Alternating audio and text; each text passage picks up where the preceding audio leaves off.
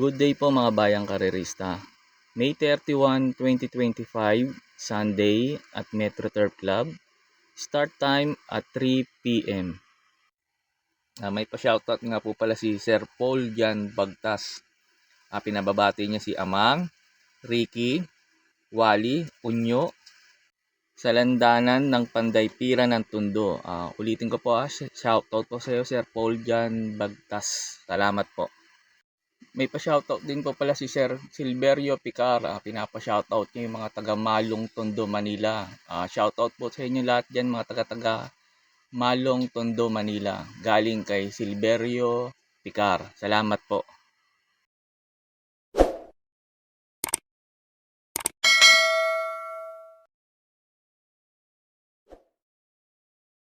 Start na po tayo. Race number 1, pampremera ko po yung numero 4, straight shooter. Sakay ni JT Sarate. Ito, last run nito kala Deputy Mischief. Bumabalik pa to. Napahirapan lang ni Giselle Touch to. Tingin ko po labang po dito sa grupo na to. Panigundo ko po yung numero 7, Queen Marchesa. Ito, impresibo yung novatos run niya. Nagtala ng 1.14. Tingin ko ito makakalaban ng straight shooter. Pagkatapos nga po pala ng info ko rito sa race number 1, nag-upload po ako nung novatos run ni Queen Marchesa para mapanood niyo po yung takbo niya. Para magkaroon po kayo ng idea kung paano yung tatayan nyo. Kaya po sa race number 1, pampremera ko po yung numero 4, straight shooter. Panigundo yung numero 7, Queen Marchesa. Thereof, early the second by Queen Marchesa for the outside, 189. It's Queen Marchesa, the line can have to 189. Towards up mile is still Queen Marchesa. Leads by some 3 lengths now over 189. As the half mile is still Queen Marchesa. 4 lengths lead from 189. Rounding the far turn, still Queen Marchesa with 5 lengths lead. Number 189. 400 to go, still Queen Marchesa. Stretching his lead now to about 7 lengths, number 189 as they turn for home. It is still Queen Marchesa. Number 189. Down the stretch, still Queen Marchesa. 189 having some problem. And finally Queen Marchesa. 189.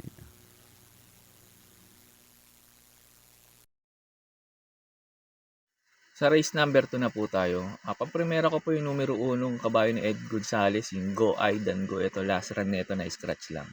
Tingin ko po kung di na scratch nung last run to, may panalo rin to dun. Ito maganda lang isalida nito. Tingin ko po malaki po chance ang manalo rito to kahit 57 kg ang dala ni JB Guerra rito. Panigundo ko po yung numero 4, Distant Thunder. Ito tingin ko po baka makasabay ka agad sa unahan. Tingin ko po malaki rin po chance ang manalo rin din dito. Pantersero ko po yung numero 5, Raga Mapin. Ito maganda lang din isalida nito. Tingin ko po malaki rin din chance ang manalo rin din dito sa race number 2 si Raga Mapin. Kaya po sa race number 2, pampremero ko po yung numero 1, Go Aidan Go. Panigundo yung numero 4, Distant Thunder. Pangtersero yung numero 5, Raga Mapin. Sa race number 3 na po tayo.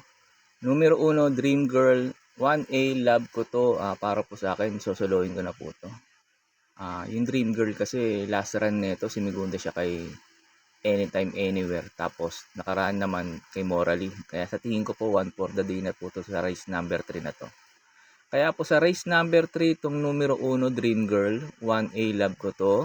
Para po sa akin, sosolohin ko na po to. Sa race number 4 na po tayo. Pampremera ko po yung numero 8, Jubilum. Ito baka magkabitan pag nanalo sila sa race 3. Yung Dream Girl. Tapos itong Jubilum, isa lang may-ari, baka magkabitan sila. Tinalo niya na rin to sila Grand Lapter dito. Tingin ko baka mag-umento pa tong kabayo na to. Panigundo ko po yung numero 1 galing din sa panalong Carried Away. Tingin ko po baka ito makinabang ng bakbakan sakaling maghabulan si Jubilum at Grand Laughter. Pang tersero ko po yung numero 9 Grand Laughter. Ito last run naman nito nung tinalo ni Jubilum. May mabibilis na nun. Ngayon nasa last to enter siya at tingin ko wala namang gaano mabilis ngayon. Tingin ko baka makatapos ng karera. Kaya po sa race number 4, pampremera ko po yung numero 8, Jubilum. Panigundo yung numero 1, Carried Away.